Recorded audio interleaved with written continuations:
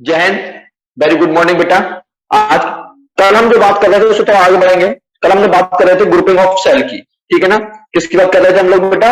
Grouping of cell की बात कर रहे थे। तो हम ग्रुपिंग ऑफ सेल से थोड़ा सा हम आगे बढ़ते हैं, ठीक है ना। पहले मैं कल का थोड़ा रिवाइज करा देता हूं। ग्रुपिंग ऑफ सेल में केवल केवल एक फॉर्मूला आपको याद रखना है, और वो फॉर्मूला क्या है बेटा?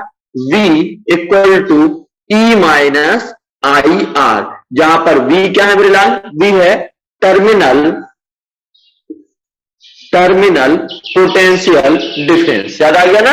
V क्या है? Terminal potential difference. I क्या है बेटा इसमें? I है करंट। I क्या है? करंट, ठीक है ना। I क्या है? करंट है। नंबर 2 समझ में आ गया आपको। नंबर 3 बेटा, यदि हम R पूछें तो R क्या है? Internal resistance. Internal resistance. और E क्या है बेटा? E है आपका EMF। क्या है बेटा? E बेटा E है आपका EMF। डन मेरे लाल, ठीक है। इतना समझ में आ गई थी। चलो भाई, इस फॉर्मूले को यानी कि इस फॉर्मूले को हम याद रखेंगे। इसी फॉर्मूले पर बेस सभी आपके डेरिवेशन है, ठीक है। तो पहले कल का थोड़ा सा रिवाइज कर लेते हैं, फिर उससे आगे उसके स्पेशल केस है बेटा। 3 स्पेशल केस है, वो में पढ़ने हैं, ठीक है।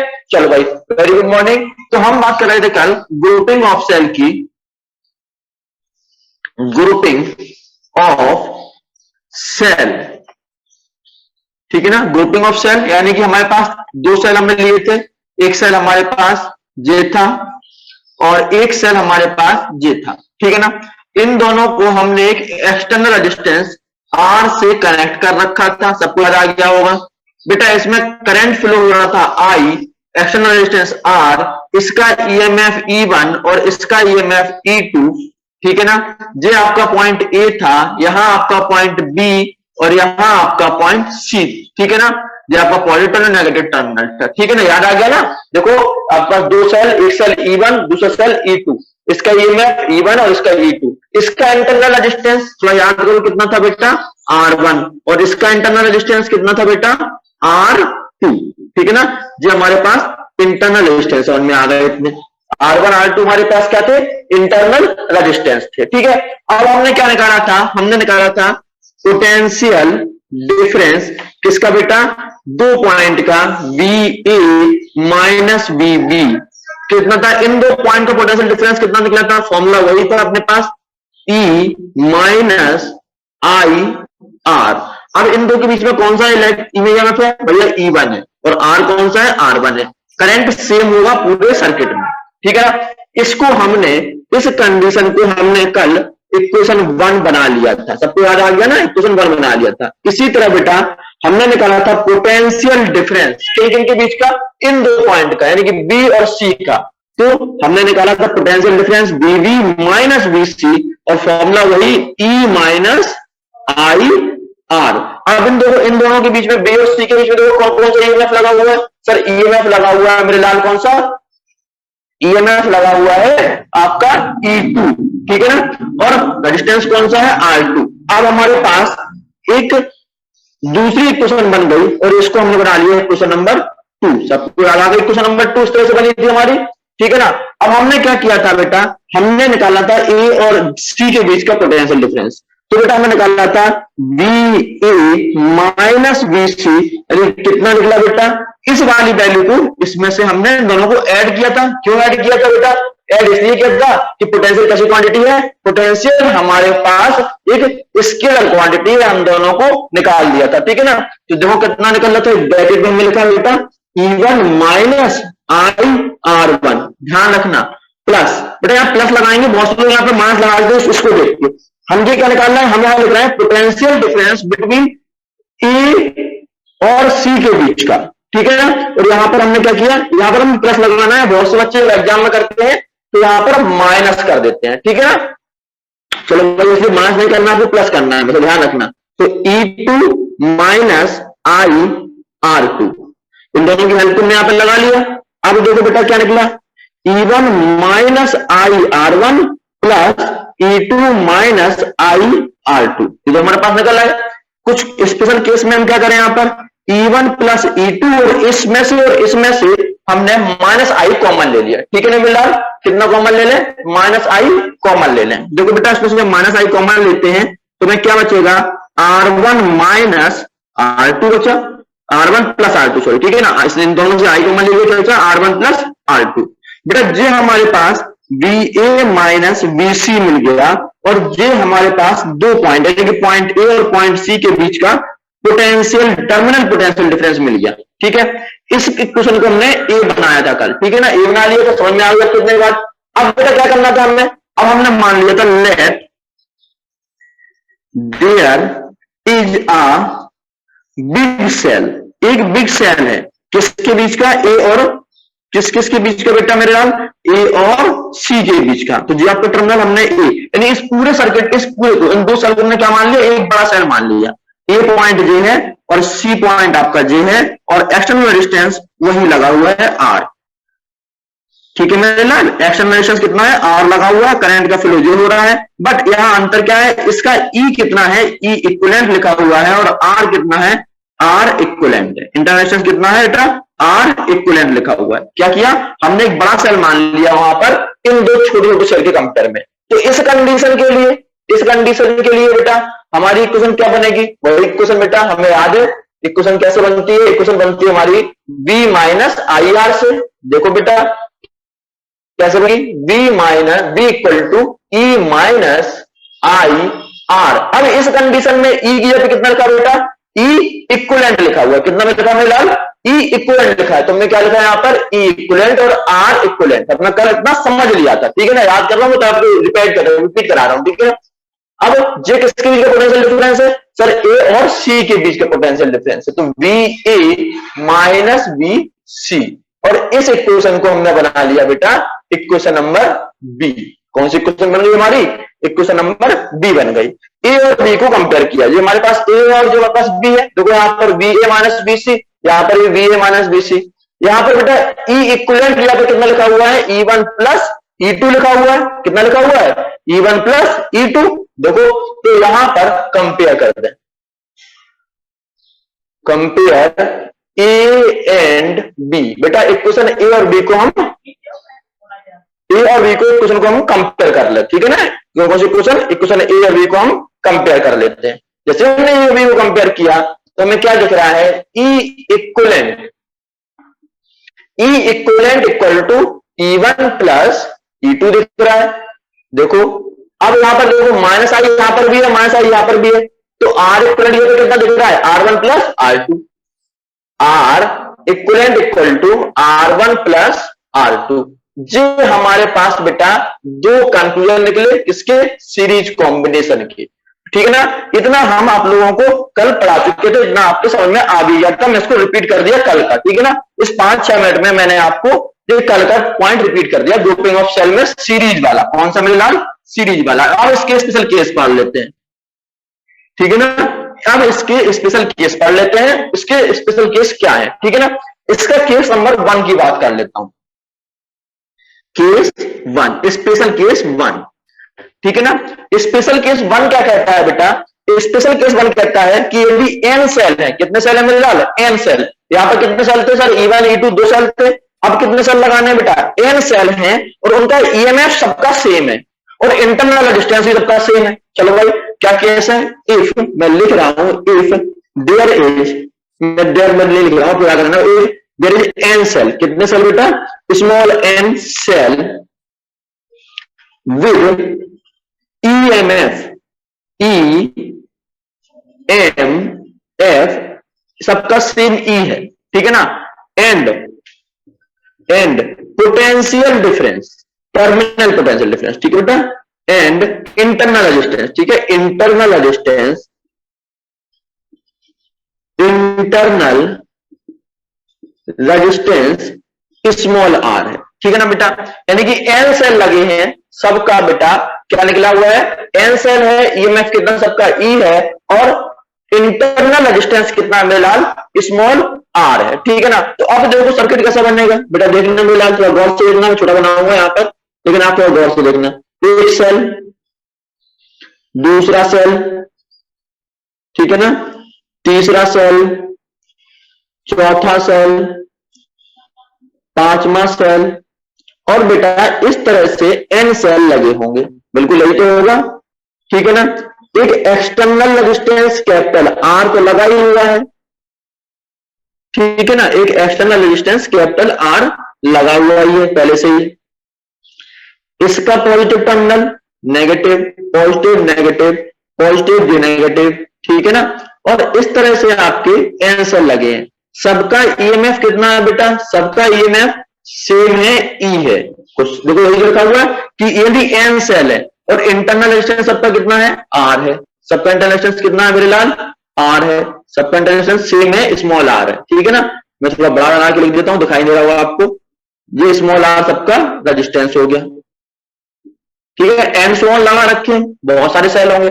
करंट का फ्लो यहीं से हो रहा होगा, और करंट कितना हो रहा होगा मेरे लाल, आई हो रहा होगा। बात समझ में आ गई। दोबारा देखो, यहां पर हमारे पास एन सेल लगे हैं। कितने सेल लगे मेरे लाल, एन सेल लगे, यानी कि ई ई ई ई, एक के पीछे एक के पीछे एक के पीछे कितने सेल लगा दिए मैंने, एन सेल लगा दिए, ठीक है ना। और इंटरनल रेजिस्टेंस कितना है सर, पहले वाले का आर, दूसरे वाले का आर, तीसरे वाले का आर, चौथे का आर, पांचवें का आर, और सभी का इंटरनल रेजिस्टेंस कितना होगा, आर होगा। तो आपको समझ में आ गया। और बेटा कैपिटल आर जो है वो एक्सटर्नल रेजिस्टेंस है ही इसी तरह। अब आपसे पूछा गया है इस कंडीशन में बेटा ईएमएफ कितना होगा, करंट कितना होगा, तो अब आपसे पूछा जाएगा। तो बेटा नेट ईएमएफ, देखो यहां पर ईएमएफ कैसे होता है कि सबका सम होता है, तो नेट ईएमएफ कितना होगा ये समझ में आया तो इसमें कमेंट में जल्दी से आपको कितना निकल रहा है निकाल के दिखा रहा हूं, जिसको समझ में आ जाओगे याद देखना बेटा। यहां पर इक्वल कितना होता है, 1 2 सबका सम, तो यहां पर कितना होगा, जिसके समझ में आ गया वो आंसर लिख सकता है, बाकी मैं डेरिवेट कर ही रहा हूं, ठीक है ना। चलिए भाई, तो मैं लिख रहा हूं नेट ईएमएफ। नेट ईएमएफ कितना होगा बेटा, नेट ईएमएफ कितना होगा देखना बेटा, कितना होगा देखना जल्दी से। ई इक्वलेंट इक्वल टू होता है E1 plus E2 and so on, यही तो होता है अपना पास, ठीक है ना। ई इक्वलेंट इक्वल टू यही तो है, equivalent equal to E1 plus E2 plus EC and so on, ठीक है। तो यहां पर कितना हो जाएगा बेटा देखना, E equivalent equal to E1 sir E plus E plus E plus E plus E, यानी कि कितने ई सर एन तक चले जाएंगे, ठीक है ना। यदि आपके पास होता है यहां पर 1 प्लस 1 प्लस 1, 3 बार होता 3 हो जाता, 4 बार होता 4 होता, 5 बार 1 होता तो 5 होता। अब देखना बेटा, यदि मैं ई इक्वलेंट यहां निकाल रहा हूं, ई इक्वलेंट देखना बेटा, यदि मैं सब में से ई कॉमन ले लूं, ई कॉमन ले लिया तो क्या बचा 1 plus 1 plus 1 plus 1 plus 1 and so on. अब 1 1 कहां तक बेटा, एन टाइम्स तक है, कितने टाइम्स तक है मेरे लाल, एन टाइम्स तक है। तो 1 प्लस 1 प्लस 1 प्लस 1 प्लस 1 कितना हो जाएगा बेटा, एन हो जाएगा मेरे लाल, कितना हो जाएगा, एन हो जाएगा। जी आंसर किसका आया, N E upon N plus are.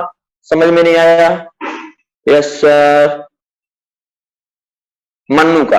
चलो मन्नू देखते हैं आपका आंसर सही निकला कि नहीं, ठीक है ना।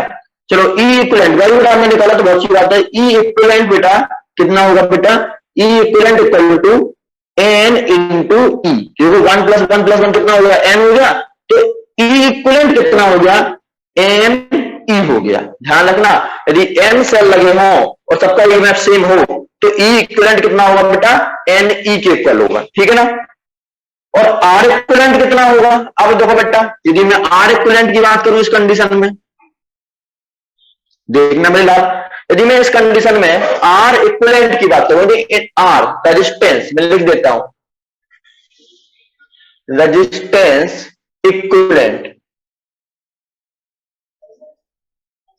कितना हो जाएगा मेरे लाल, रेजिस्टेंस इक्वलेंट कितना हो जाएगा बेटा, इसका रेजिस्टेंस कितना है, R plus R plus R plus R. तो देखना बेटा कितना होगा रेजिस्टेंस इक्वलेंट, एक तो बेटा आपके पास लगा हुआ है एक्सटर्नल रेजिस्टेंस आर प्लस, और ये तो लगे हैं R small R plus small R plus small R, और कहां तक लगे हैं सर, ये तो लगे हुए हैं एन तक, ठीक है ना। फिर वही कंडीशन देखना बेटा, रेजिस्टेंस कितना हो जाएगा, आर, यहां से स्मॉल आर कॉमन ले लिया तो आया 1 plus 1 plus 1 plus 1 plus 1 and so on, कितना हो गया आर प्लस एन आर। ये टोटल रेजिस्टेंस हुआ, टोटल रेजिस्टेंस, ठीक है ना।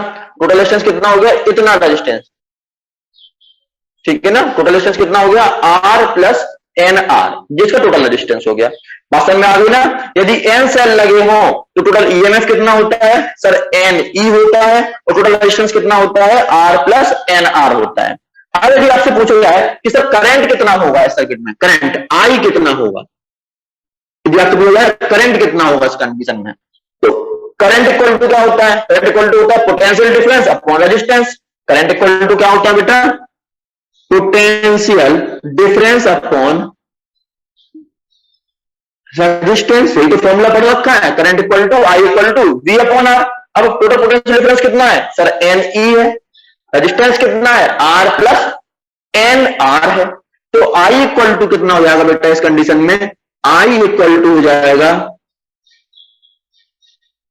N EMF upon R plus N R. जी क्या हो जाएगा इस कंडीशन में? करंट हो जाएगा। ठीक है ना बेटा? इस कंडीशन में आपका करंट इतना हो जाएगा। अब बेटा इसके बाद देखो स्पेशल केस तो आपका केस बना गया, अब इसका स्पेशल केस दो और बन रहे हैं यहां पर। ठीक है ना? वो भी देखना कैसे बनेंगे, थोड़ा समझना। इसके दो स्पेशल केस और बन सकते हैं। कैसे बन सकते हैं वो भी समझो बेटा। पहला स्पेशल केस इसका बन सकता है बेटा मेरे लाल, कैसे कि भैया यदि मैं कह दूं कि जो अपना एक्सटर्नल रेजिस्टेंस है, जो एक्सटर्नल रेजिस्टेंस है जो बहुत ज्यादा है इंटरनल रेजिस्टेंस से। कौन सा बेटा? मैं स्पेशल केस वन बता रहा हूं आपको बेटा। स्पेशल केस वन, व्हेन ये एग्जाम में स्पेशल केस भी पूछे जाते हैं कि क्या होगा कि आपको ड्राइव करना पड़ेगा पहले तो एन सेल के लिए, फिर कह दिया जाएगा आगे उसमें कि जब व्हेन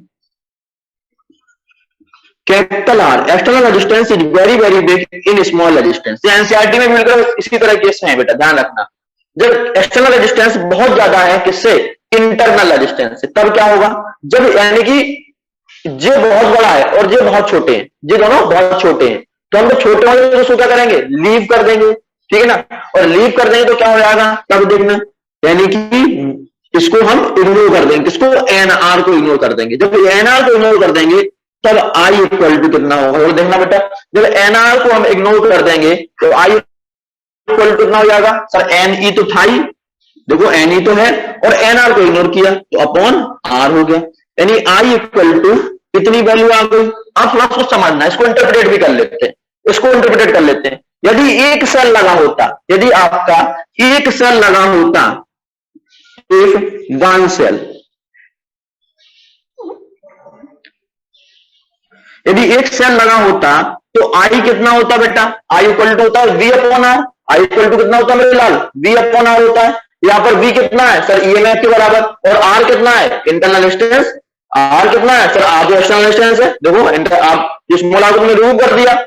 एक सेल लगा होता, केवल एक सेल लगा होता तो टोटल रेजिस्टेंस कितना होता बेटा? यदि एक सेल लगा होता है यहां पर तो इसको इग्नोर कर चुके हम पहले ही, ई एन के पे वन रख दिया, ई पर ई हो गया, और कैपिटल तो है ही ना।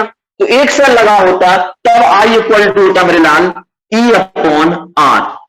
तब आई कितना होता? यदि एक सेल लगा होता तो आई इक्वल टू होता ई अपॉन आर। बेटा देखो यदि हम यहां पर इसको इंटरप्रेट करें तो इस कंडीशन में जब बाहर का रेजिस्टेंस बहुत ज्यादा है, जब बाहर का रेजिस्टेंस बहुत ज्यादा है, उस कंडीशन में बेटा करंट कितना होगा इस सर्किट में? इस सर्किट में करंट होगा एक सेल से निकलने वाले current into number of cell के बराबर। दोबारा सुनना बेटा, कितना होगा इस कंडीशन में? देखना बेटा, आई कितना होगा? आई होगा N into current due to current on a single cell. कितना बेटा? करंट, देखो बेटा आई इक्वल दिख रहा ना, I equal to E upon R, तो बेटा दिख रहा ना। तो आइए एक सेल का करंट, देखो वन सेल लिख दिया मैंने,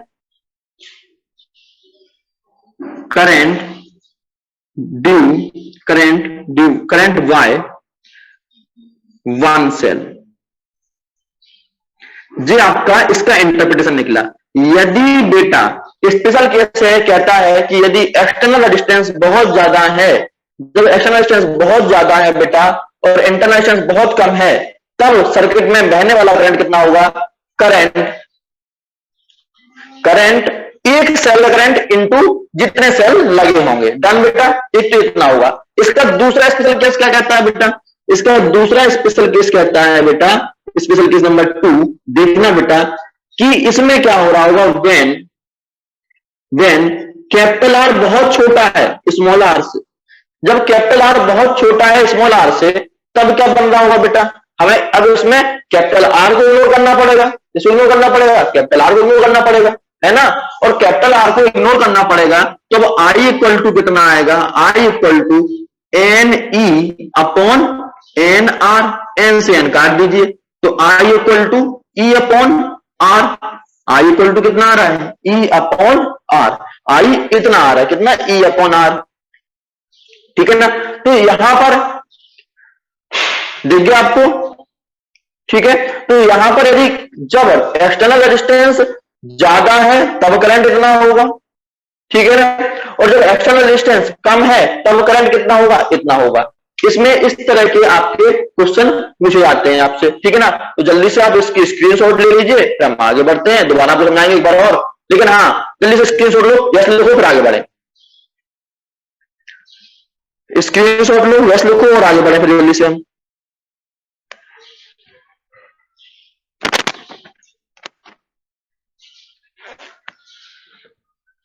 दोबारा समझा देते हैं, कोई बात नहीं, ठीक है, वेरी गुड। चलो भाई,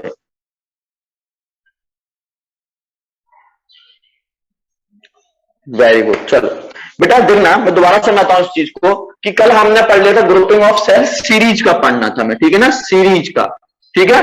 तो सीरीज में पहले हमने मान लिया कि दो सेल लगे थे, ठीक है ना, दो सेल लगे हैं, E1 और E2 का ईएमएफ है, हमें एक ही फॉर्मूला पता है। फॉर्मूला क्या होता है हमारे पास, B equal to E minus I R. इस फॉर्मूले का यूज करके हमने इन दो पॉइंट के टर्मिनल पोटेंशियल डिफरेंस, इन दो पॉइंट का टर्मिनल पोटेंशियल डिफरेंस और नेट ए और सी का टर्मिनल पोटेंशियल डिफरेंस निकाल दिया, ठीक है ना। फिर हमने माना कि इन दोनों के बीच में बहुत बड़ा सेल लगा है, इसलिए ए और सी का टर्मिनल पोटेंशियल डिफरेंस इस फॉर्म में निकाल दिया। इन दोनों को कंपेयर कर दिया, इसको, इक्वेशन ए और बी को, तो हमें ई इक्विवेलेंट इक्वल टू निकल आया E1 प्लस E2 और आर इक्विवेलेंट निकल के आया R1 R2। कब, जब सीरीज कॉम्बिनेशन, सीरीज में सेल लगे हो, तब हमारे पास नेट ईएमएफ कितना होता है और नेट रेजिस्टेंस कितना होता है, इंटरनल रेजिस्टेंस, इतना मैंने निकाल दिया। अब इसके स्पेशल केस पढ़ते हैं। केस 1 में हमने क्या दिया, एन सेल लगा दिए, सबका सेम ईएमएफ है और सेम इंटरनल रेजिस्टेंस है। देखो बेटा, सब एन सेल लगा दी, सबका सेम इंटरनल रेजिस्टेंस और सेम ईएमएफ है, ठीक है बेटा। और जैसे ही हमने इसका एन सेल लगाए, हमें net EMF equal to E1 plus E2 plus E, यानी कि यहां तक ले जाना है, सबको सम कर दिया, सबको सम किया, ऐसे E कॉमन ले लिया तो 1 2, सबको 1 1 1 बचा यहाँ पर, और n 1 1 1 n टाइम्स जोड़ेंगे, कहां तक बेटा, n टाइम्स तक, कहां तक है, n टाइम्स तक, ठीक है ना। तो कितना हो गया, Ne हो गया, डन। इसी तरह बेटा रेजिस्टेंस भी जो चेक करना है, तो एक तो एक्सटर्नल रेजिस्टेंस लगा हुआ है और जो इंटरनल रेजिस्टेंस हम कैसे मानते हैं, सीरीज में मानते हैं। तो हमने बेटा एक्सटर्नल रेजिस्टेंस और इंटरनल रेजिस्टेंस भी हमने ऐड कर दिए, और जेबी कहां तक है मेरे लाल, n टाइम्स तक है, जेबी कितना है, n टाइम्स तक है, डन। अब 1 फिर से आर कॉमन ले लिए तो 1 1 1 1 बचा, और 1 1 1 कहां तक बेटा, n टाइम्स तक थे, जो यहां तक कहां तक थे, n टाइम्स तक थे, तो उनका सम कितना हुआ, n हो गया, तो n r आ गया, टोटल रेजिस्टेंस आ गया। अब यदि आपसे करंट पूछा जाए तो करंट इक्वल टू क्या होता है, potential difference upon resistance. Potential difference यहां है हमारे पास Ne, देखो मैं Ne लिख दिया। रेजिस्टेंस कितना है, R प्लस NR, जहां पर R क्या है, एक्सटर्नल रेजिस्टेंस, और NR क्या है, total internal resistance due to each cell, ठीक है ना, हमने यहां पर इतना कर दिया। अब यहां तक तो हमारा करंट निकल आया। अब इसके दो केस और बन सकते हैं, जब R यानी कि जी इसकी वैल्यू बहुत ज्यादा है, तो हमने इस कंडीशन में ले लिया, तो इसकी वैल्यू जो लगाया तो क्या हुआ, I इक्वल टू NR, और इस वाले छोटे पार्ट को हमने रिमूव कर दिया, क्योंकि लीव कर दे बहुत छोटा है। एक सेल से कितना होता है, एक सेल से होता है E अपॉन R, ठीक है ना। इस वैल्यू को हम यहां पुट करेंगे तो क्या निकलेगा, N इंटू करंट बाय 1 से, एक ये निकल आया। दूसरा क्या हो सकता है, सेल्स का उल्टा भी सकता है, जब इंटरनल रेजिस्टेंस बहुत ज्यादा हो और एक्सटर्नल रेजिस्टेंस बहुत ज्यादा कम हो, तब कितना होगा, अब हमें इसको रिमूव करना होगा, कैपिटल आर को रिमूव करना होगा, तो NE अपॉन NR कर दिया, ठीक है ना, एन ई अपॉन एन कर दिया, एन देखो क्योंकि इसको रिमूव कर दिया, एन से एन काट दिया तो कितना हुआ, ईएमएफ अपॉन रेजिस्टेंस। ये आपका इस केस में निकला जब एक्सटर्नल रेजिस्टेंस बहुत ज्यादा छोटा हो, ठीक है ना। जो आपका पूरी कंडीशन हो गई बेटा, कहां तक की, ग्रुपिंग ऑफ सेल की। स्पेशल केस 2 बहुत कम आता है, स्पेशल केस 1 तक ही आते हैं, ठीक है ना। डन बेटा, स्पेशल केस 2 बहुत कम आता है और स्पेशल केस 1 बहुत कम आते हैं, ठीक है ना मेरे लाल। हाँ एक चीज और, यदि मीटिंग आपकी ओवर हो जाए ना तो आपको क्या करना है, दोबारा से 2 मिनट बाद दोबारा से इसी मीटिंग को दोबारा रिज्वाइन कर लेना, ठीक है। चलो भाई, तो इसका एक सेल का हमने यहां तक आप तैयार कर लेना, बहुत अच्छी बात है। इसको केस 2 को चाहे तो छोड़ भी सकते हैं, ठीक है ना, यहां तक आपको तैयार करना है, ठीक है। चलो भाई स्क्रीनशॉट पहले भी ले लिया था, कुछ लिखना है तो लिख लो, वरना मैं इसको रख करूं। अब किसकी बात करेंगे हम लोग, grouping of cell. Grouping of cell की बात करेंगे कब, जब कॉम्बिनेशन कैसा हो, पैरेलल कॉम्बिनेशन, ठीक है ना मेरे लाल। वो थोड़ा टफ है लेकिन हो जाएगा, कोई बात नहीं। ये पूरा 5 मार्क्स का आता है, यहां तक ये 5 मार्क्स का आता है। ये पार्ट बहुत कम आता है लेकिन एनसीईआरटी में है इसलिए हमने इसको कर लिया, ठीक है ना। चलो भाई डन। तो इसको आपको पूरा का पूरा यहां तक 5 मार्क्स में आता है, आपको तैयार रखना है, ठीक है ना मेरे लाल, ठीक है। चलो भाई जल्दी से नोट कर लो, ग्रुप फोटो लेनी तो फोटो ले लिया आपने, आगे बढ़ते हैं।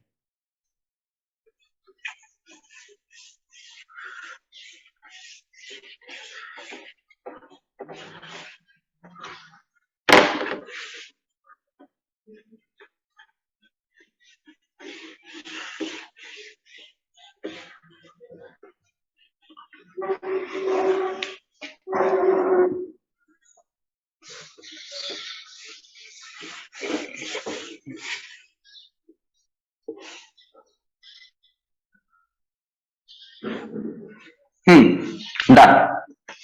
अब सेल कैसे लगे होंगे बेटा, अब सेल लगे होंगे कैसे, पैरेलल कॉम्बिनेशन में। किस कॉम्बिनेशन में, पैरेलल कॉम्बिनेशन में, ठीक है ना। चलो मैं लिख लेता हूं, ग्रुपिंग ऑफ सेल,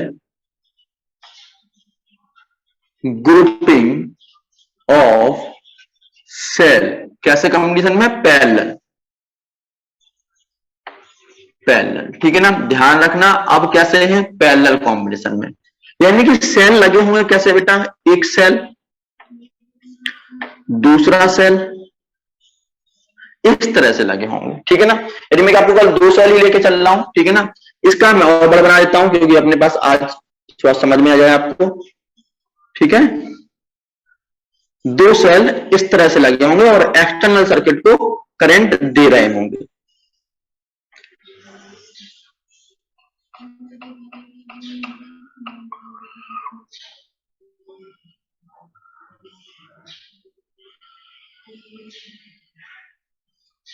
इस तरह से बेटा। ये आपका एक्सटर्नल रेजिस्टेंस होगा, इसका ईएमएफ कितना होगा, E1, और इसका ईएमएफ कितना होगा, E2, ठीक है ना। 2 सेल आपके लगा दिए, करंट पॉजिटिव से नेगेटिव तरफ जा रहा होगा, इस तरफ, इसका करंट पॉजिटिव से नेगेटिव इधर जा रहा होगा। इससे करंट I1 निकल रहा होगा और इससे करंट कितना निकल रहा होगा, I2। यहां पर करंट कितना हो गया होगा सर, दोनों सम हो गए होंगे, तो यहां पर कितना हो गया सर, I हो गया होगा, और I इक्वल टू कितना होगा बेटा, I1 और I2 का दोनों का सम हो गया होगा, यानी कि I इक्वल टू कितना होगा, I1 प्लस I2। मैं यहां लिख देता हूं पहले ही आपको कि इस पॉइंट पर करंट I इक्वल टू कितना हो गया होगा, I1 प्लस I2, ध्यान रखना, ठीक है ना। किस पॉइंट पर करंट कितना हो गया हो, I1 प्लस I2। अब देखो बेटा इसका इंटरनल रेजिस्टेंस कितना होगा सर, R1, और इसका इंटरनल रेजिस्टेंस कितना होगा सर, R2। एक्सटर्नल रेजिस्टेंस आपका R लगा हुआ है। अब एक चीज और ध्यान रखना, जितना करंट किसी सेल से निकलता है उतना ही एंटर करता है। तो I1 निकला था इससे तो I1 एंटर किया, और यहां से कितना निकला था, I2 निकला था, तो यहां से I2 ही एंटर करेगा, ठीक है ना। ये आपका सेल का रूल होता है, जिस सेल से जितना करंट बाहर निकलता है उतना ही उसमें सेल में करंट एंटर करता है, ठीक है ना। इस चीज का ध्यान रखना। चलो भाई आपने इतना समझ गया, आ गया कि सर सेल लगे होंगे इस कंडीशन में, करंट फ्लो हो रहा होगा इस तरह से। डन बेटा, इतनी बात समझ में आ गई आपके, ठीक है।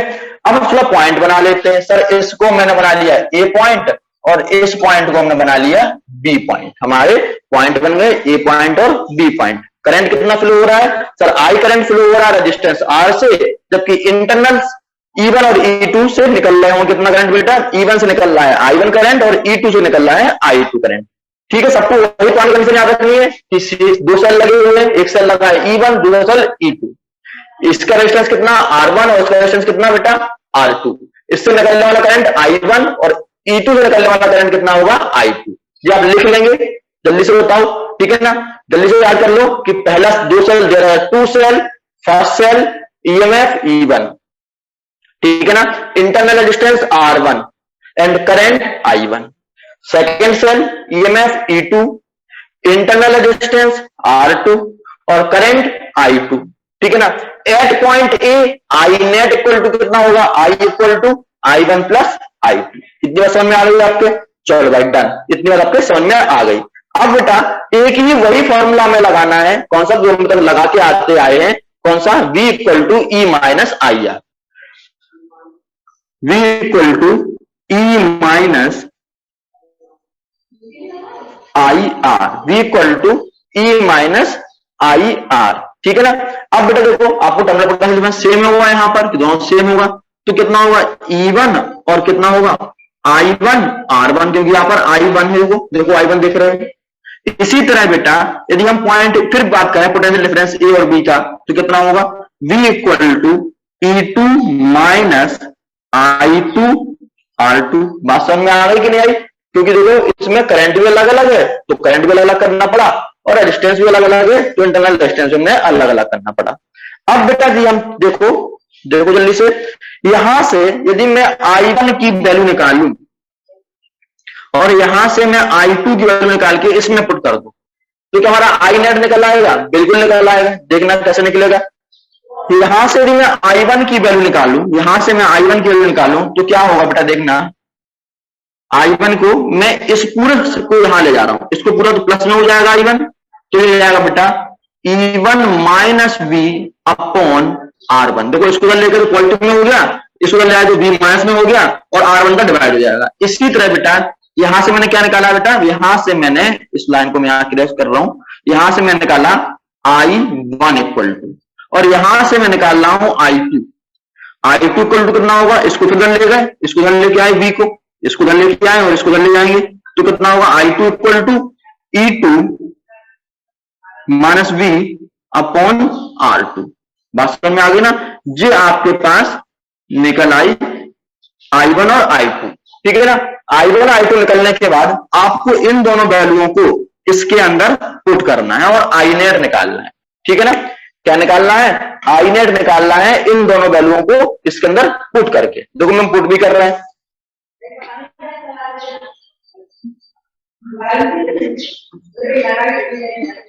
आई इक्वल टू कितना होगा बेटा, E1 minus V upon R1 plus E2 minus V upon R2। देखो ये पुट करी, I1 की वैल्यू पुट कर दी E1 minus V upon R1, और I2 कर ली कितनी E2 minus V upon R2, दोनों वैल्यू पुट कर दी हमने इसमें, ठीक है ना। और जैसे हमने दोनों वैल्यू पुट करी हमने इसमें, तो देखो क्या हम इसको ऐसा भी लिख सकते हैं, देखना बेटा I equal to E1 upon R1 minus V upon R1 plus E2 upon R2 अलग अलग कर दिया minus V upon R2।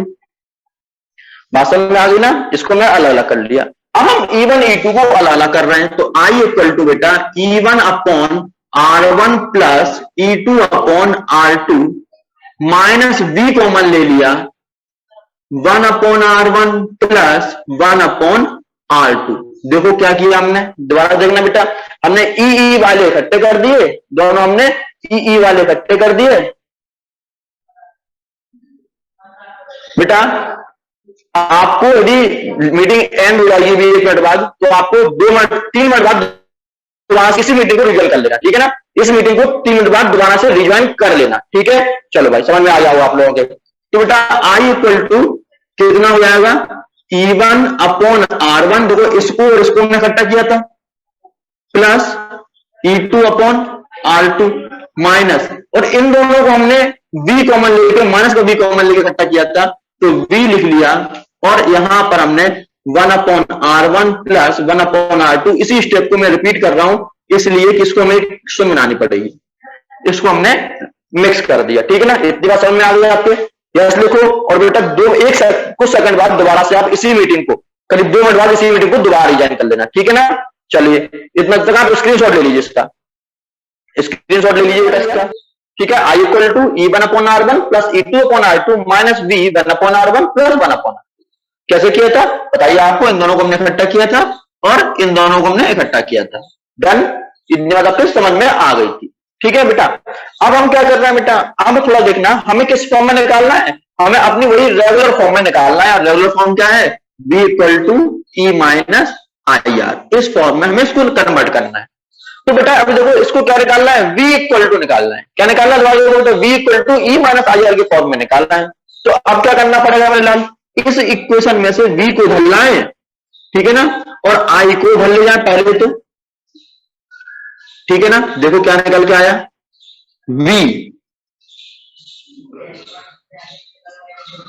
1/R1 R2। आपका एलसीएम आ गया इन दोनों का, R1 प्लस, चलो इसको ऐसे नहीं लिखते हैं, चलो मैं ऐसे लिख देता हूं, कल कैलकुलेट कर लेता हूं, ठीक है ना। आपको आराम से कब हो जाएगा। R1 R2 एलसीएम आ गया था, R2 प्लस R1, इसको मिल जाए तो पॉजिटिव में हो गया, और इसको हम उधर ले जा रहे हैं, ठीक है। इनको भी सॉल्व कर लेते हैं, इनको भी सॉल्व कर लेते हैं। R1 R2 इसका एलसीएम आया, E1 R2, देखो R1 से R1 कट गया, R2 into E1 plus E2 R1 solve कर दिया, माइनस I। देखो I को लेगा तो माइनस में I हो गया। इतने समझ में आ गया आपके? डन, ठीक है ना बेटा। दोबारा से देखना क्या किया हमने मेरे लाल क्या किया, इस V को इधर ले आए, इस V को हम इधर ले आए, ठीक है। V को उधर ले आए और I को हम उधर ले गए। तब I को उधर ले गए तो I नेगेटिव में हो गया और V वाली वैल्यू पॉजिटिव में हो गई। इन दोनों को सॉल्व किया तो एलसीएम यहां तक आ गया, इन दोनों को सॉल्व किया एलसीएम जी आया, और इसको E1 minus R2 plus E2 minus R1 कर दिया। अब बेटा हमें किस फॉर्म में लाना है? हमें अपनी रेगुलर फॉर्म में लाना है, ठीक है ना।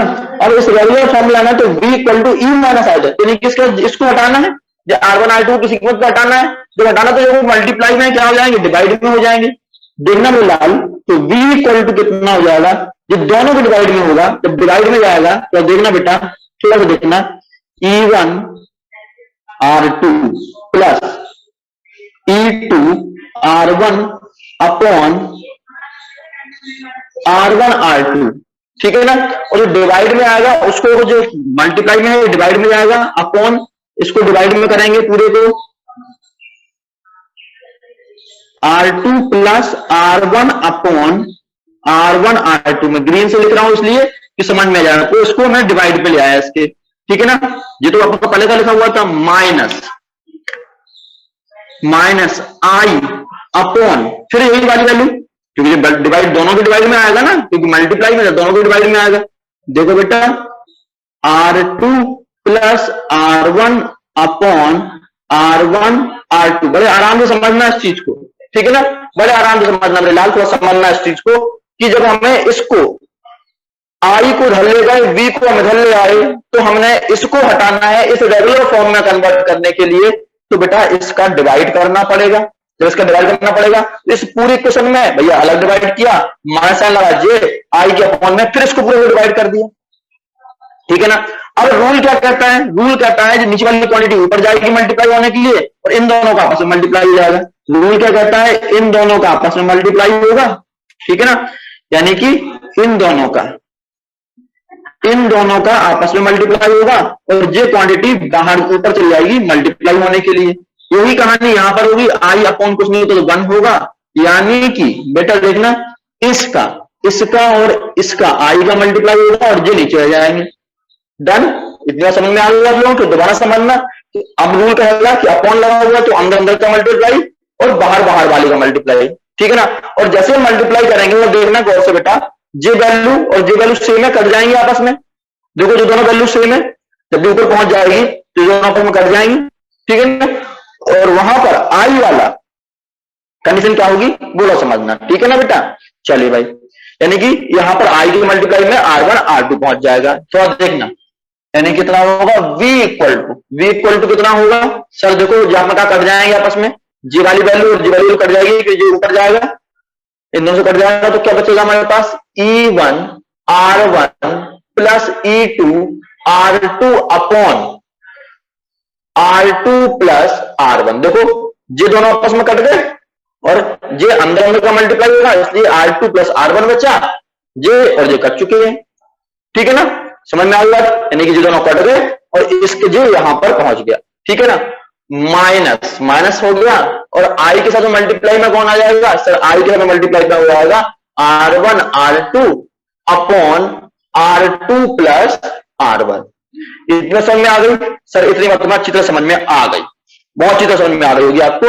इस इक्वेशन को हमें इक्वेशन नंबर ए बनाना है। कौन सी इक्वेशन बन गई हमारी, ए बन गई, समझ में आ गई। दोबारा से देखना बेटा, क्या किया हमने, इन दोनों से आपस में कट गए, ठीक है ना, ये इसके ऊपर मल्टीप्लाई में था इसलिए ऊपर आ गया, R1 R2 आई से मल्टीप्लाई हो गया, R1 प्लस R2 वही लिखे हुए हैं, और इस इक्वेशन को हमने क्या बनाया, इक्वेशन 1 बना लिया, ए बना लिया, ठीक है ना। हमारे पास कौन सी इक्वेशन बन गई, इक्वेशन ए बन गई। अब मिला देखना बेटा, वही कंडीशन दोबारा से रखनी पड़ेगी। If there is a one cell, हमने माना कि एक बिग सेल है, if there is a big cell, कौन सा सेल, बड़ा सेल लगा हुआ है। देखना बेटा, जब बड़ा सेल लगा हुआ तो उस तरह का फिगर बनाते हैं हम लोग। इसका रेजिस्टेंस सर, इसका रेजिस्टेंस R इक्विवेलेंट मानते हैं, इसका ईएमएफ इक्विवेलेंट मानते हैं, करंट हम I मानते हैं, जो हमारा ए पॉइंट है और जो हमारा बी पॉइंट है, करंट हम कितना मानते हैं, I मानते हैं, और एक्सटर्नल रेजिस्टेंस हमारा कितना होता है, R होता है। अब बेटा इस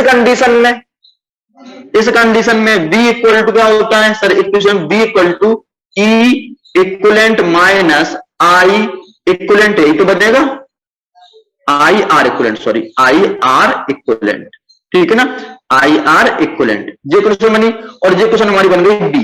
अब ए और बी को कंपेयर कर दो, क्या कर दो मेरे लाल, ए और बी को कंपेयर कर दो, कंपेयर ए एंड बी, ठीक है ना। मैं लिख रहा हूं, कंपेयर ए एंड बी, बेटा ए और बी को कंपेयर कर दो। जैसे ही हम ए और बी को कंपेयर करेंगे तो बेटा ई इक्विवेलेंट जो कितना लिखा है, ये पूरा लिखा हुआ है, देखो इक्विवेलेंट कितना लिखा हुआ है, ये पूरा लिखा हुआ है, यानी क्या होगा बेटा, E equivalent equal to E1 R1, E equivalent equal to E1 R2, sorry देखो बेटा क्या लिखा है, E1 R2 R2 R1, ठीक है ना, E1 R2 और E2 R1, ठीक है डन। देखो E1 R2, तो E1 R2 plus E2 R1 upon R2 plus R1, बेटा जो तुम्हारे पास E इक्विवेलेंट निकल आया, ठीक है ना।